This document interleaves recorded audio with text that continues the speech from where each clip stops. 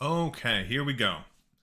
M8s Phase 2. This guide is, if you're not seeing my videos before, this guide is not going to be a full-on detailed guide. It's going to be a melee walkthrough. If you want a good detailed guide, I suggest looking up a good guide, like Hector's Guide, for example. So I'm going to show Melee 2 point of view for this video. I'm going to bring up some diagrams later on just because it's one of those fights where if you want to really understand it, you're going to need to look at some diagrams. So here we go. Let's see how fast we can get this done.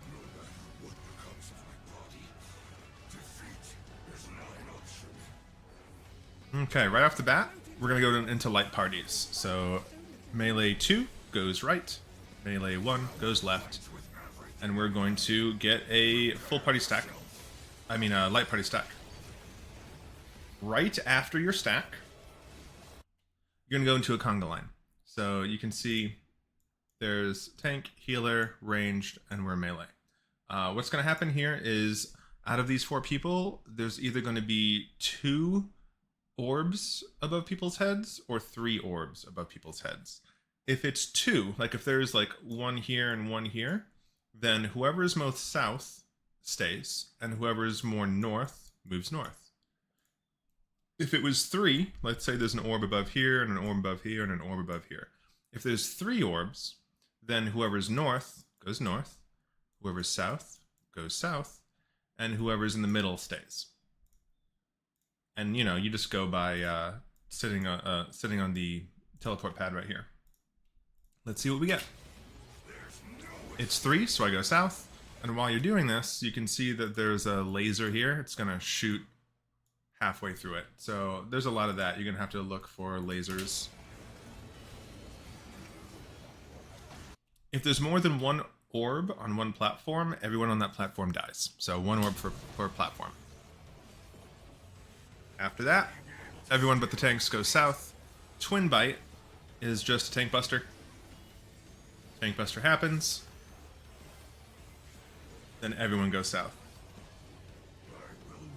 Okay. Hero's Blow. This is going to happen twice in the fight. This first one's really easy. So you can see he's holding his sword on one side. So he's going to cleave one side. And then you can see this laser thing here. It looks like it's shooting outwards. So that means there's going to be a big circle and everything outside that circle. So we have the half room cleave, and inside is safe. So right here is going to be safe. So I just say to myself, it's left, right, in, out. You know, just you got to look for those 2 tells. If it's out, it's really far out. So we're left and in, and then immediately go back to your east-west platform. And you can see there's only 2 orbs. So the southernmost one stays, and the northern one moves north. Come on. Whoops. And dodge the laser. After that, there's going to be another stack. A lot of repeat mechanics in this fight, but it happens so fast. Get the stack. And then everyone moves south. So that's a lot of mechanics in a short amount of time. They're all pretty simple, but they're so fast and they require bodies that if someone makes a mistake, it's very difficult to recover. And that's kind of the theme of this whole fight. None of the mechanics in this fight are particularly difficult, but it's so fast, and if someone makes a mistake, it's so unforgiving that it is likely going to be a wipe. So you kind of have to just know where to go before you need to. Alright, whenever he starts casting Moon Cleaver, he's going to target a platform somebody's standing on and destroy the platform. So as soon as this cast starts, we're going to just start booking it north. There's 2 platforms that are north. Go to either one of them.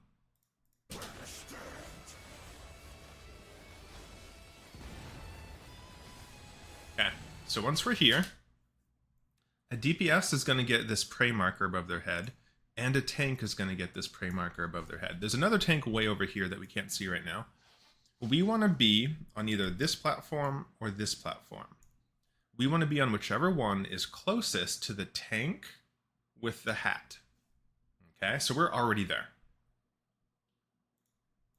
If you don't see this tank with a hat, then you can assume it's the other one, even though we can't see them, because one tank is going to have one. Card is going to stack here.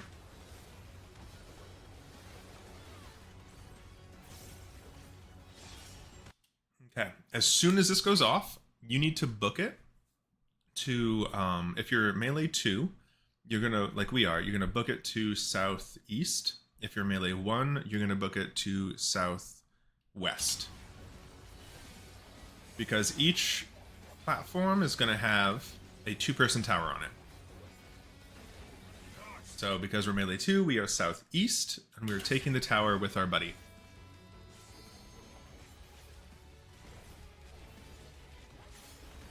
Okay, so we took the tower, and he changed the color of the teleporters to red, which means they are now going to give you a long debuff. So we have to move strategically. The next mechanic is probably the hardest mechanic in this phase, Twofold Tempest. So I'm going to bring up a thing here. So Twofold Tempest. There's a lot of steps to it, but basically, if we see these towers here, or these this diagram with, we just took these 2 towers, there's going to be a tether. The tether needs to be taken, like let's say we have the tether first. Tether's going to be here. We need to take the tether to the back of the platform, and then we need to take the tether to our buddy over here. And the tether is going to travel the opposite direction that it started in. If the tether starts here, they're going to bring it to you, and we're going to do the same thing. Okay? If the tether starts on either of the other sides that we're not standing on, so if it starts here, then we don't have to worry about it. Everyone else, well, not everyone else, 2 other people need to bait a cleave by going close to the boss. So, I know this is a lot, but it's going to make sense. Basically, we can simplify this for us as melee. So here's what's going to happen. First, we're going to try and look for where the tether is. If the tether is on our side, then we're going to take the tether first. If the tether is not on our side, then we wait, and we're going to take the second bait. Let's see what we get. Okay. So because we're this far into the cast and we don't see the tether, we can assume the tether is somewhere on the other side that we can't see. We can see that the group over here is now the first bait, because they're baiting. Since they're the first, we're going to be the second. So all we're going to do is we're going to wait for this group to get lasered, and then we're going to bait by standing close. Wait for it. They get lasered. Now it's our turn.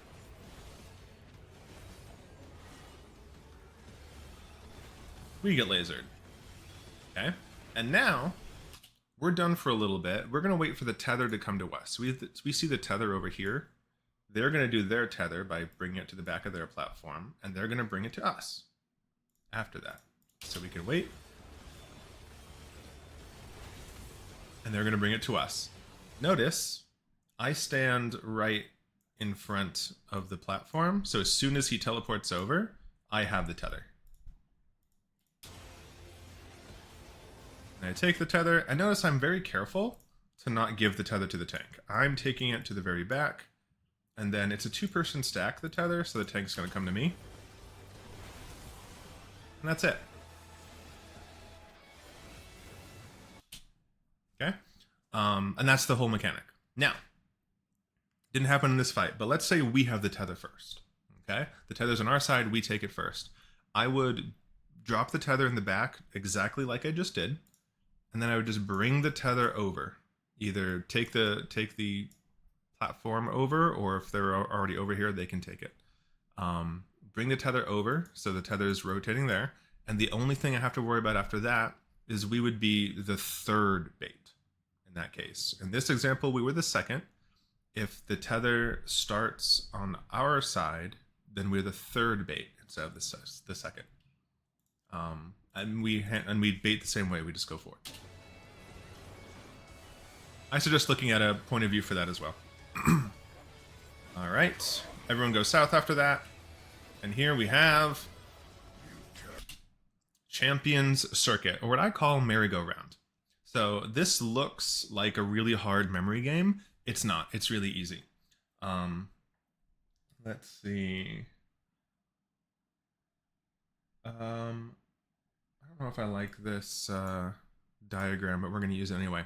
So the merry-go-round, it's going to rotate in the direction that it's rotating in the middle.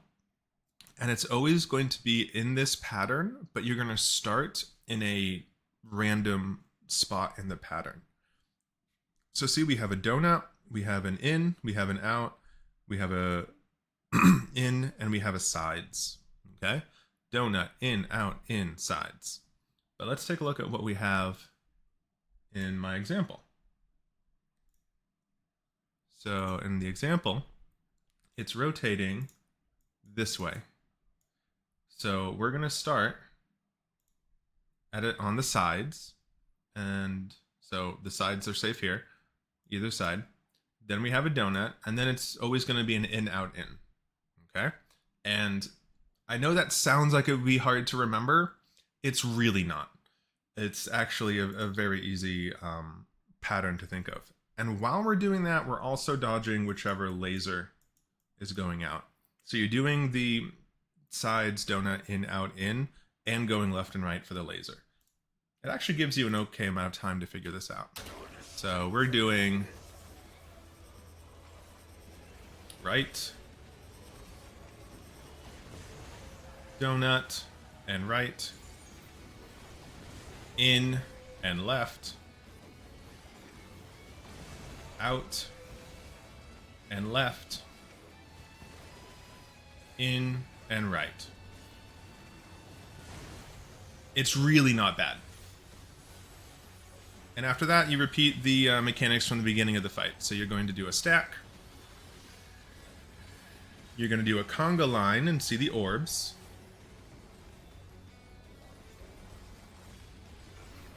It's 3, so I'm going south. Dodge the laser.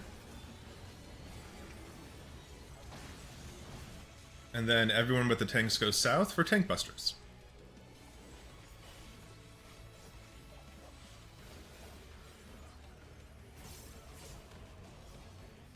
Cool. After that, all the DPS are going to go to the right. He's going to turn all of the teleport pads red again, so we won't be able to spam them. And then we're going to do tethers. The tethers, let's see. Okay, it's going to be blue or green. And you can see that there's arrows. So the blue is far, and the green is close. And you're just going to do what the tether says. So in this example, I actually have the easiest one. So the healers are south, and the tanks are going to be north-ish.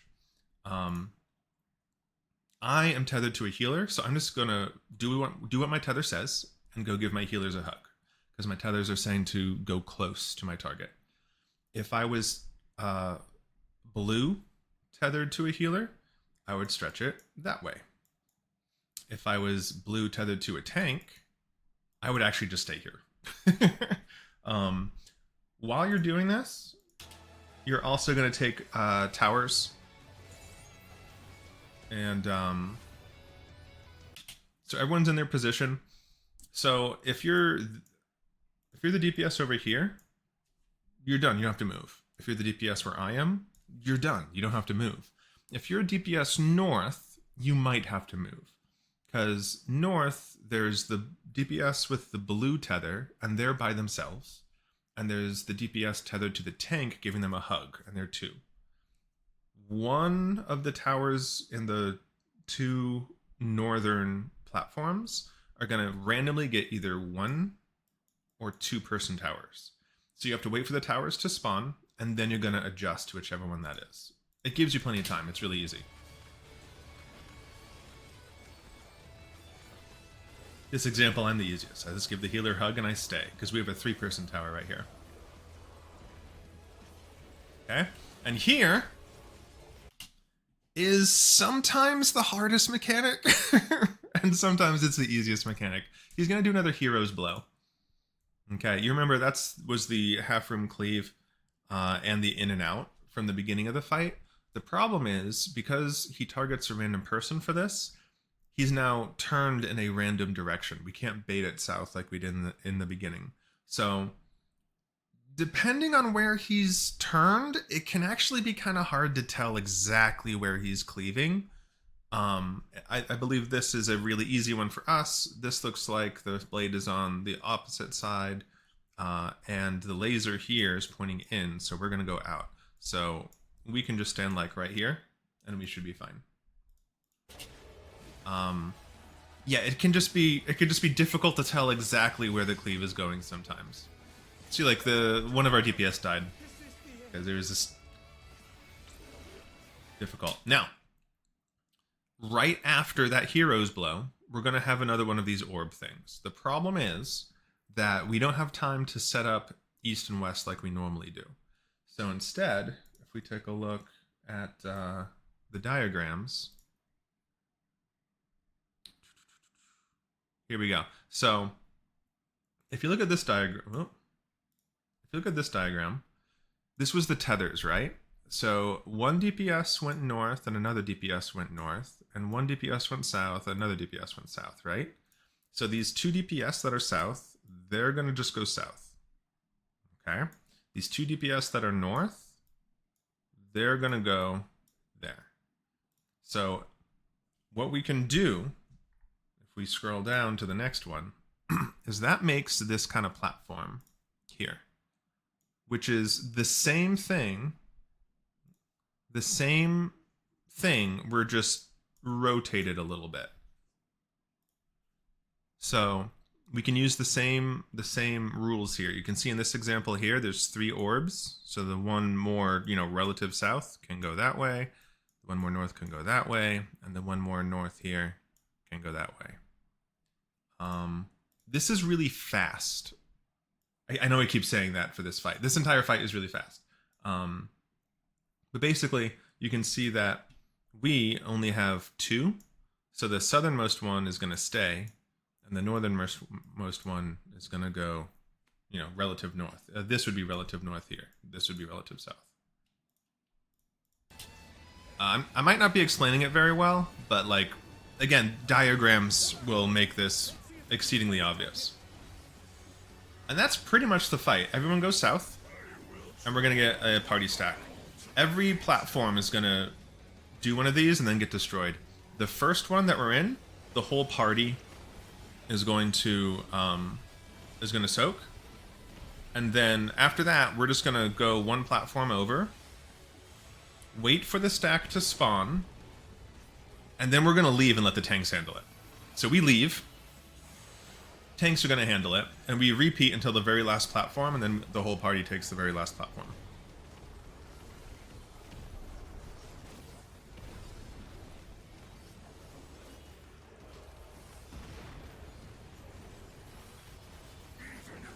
We leave, and we keep DPSing. This is basically just a very long enrage. It's like, I don't know, a minute long or something. Maybe even longer.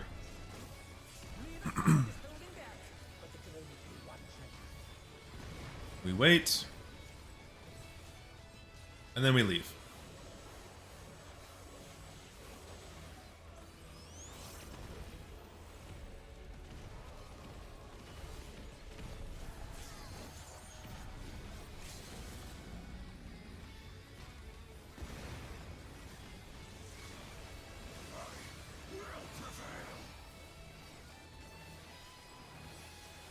And that's the fight.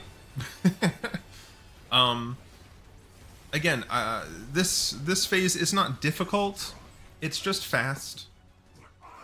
And if anyone does make a mistake, then for most of the fight, it's really hard to recover. A lot of mechanics will require 8 people alive or whatever, and if one person messes up, then you just don't have the time to res them and get into position. And because of the way this fight is, this point of view might not be very useful, but here it is. If you have any questions, you can post them below. If you enjoyed this, let me know. If you didn't, I don't know why you're still here.